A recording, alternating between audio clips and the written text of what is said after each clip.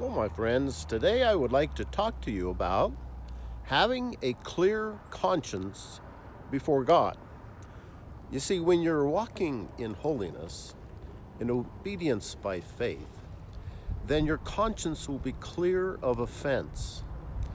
See, that's how you know that you're walking in holiness. You are not aware of sinning in any manner. Now, the legalists will try to make you think you're sinning all the time, no matter what you're doing.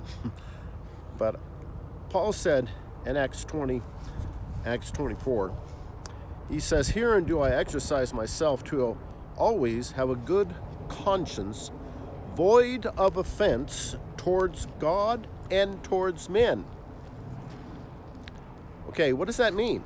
That means he hasn't sinned. He hasn't offended either God or man. So he's including God there too, right? Because God knows everything. So if he's sinning secretly, God knows, right?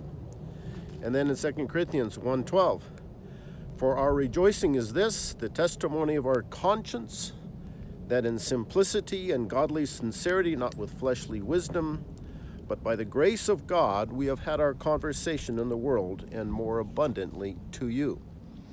So he's saying that in their lifestyle, their conversation, they have a testimony of a good conscience and simplicity and godly sincerity.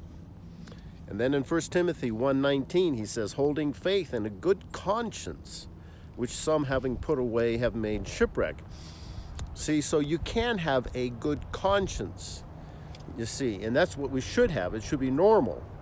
And 1 Timothy 3:9, "Holding the mystery of the faith in a pure conscience." See, that your conscience tells you if you're sinning or not, and then it also tells you if you're not sinning.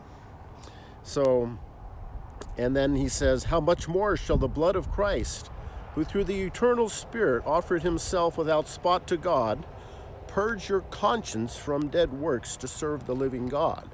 So what he's saying there is the blood of Christ purges our conscience from sins of the past, you see. So that liberates us. And then Paul, see, if Paul was sinning, see, people think that Paul was a sinner. No, he was. He never says he was a sinner. He says he was a saint, because he says to them to imitate him. And the King James, it says be followers. In the Greek, that actually means to imitate. And if he is sinning in any way, he would be telling them to sin. 1 Corinthians 11:1, "Be you followers of me, even as I am also of Christ." And he says, "Wherefore I beseech you that you be followers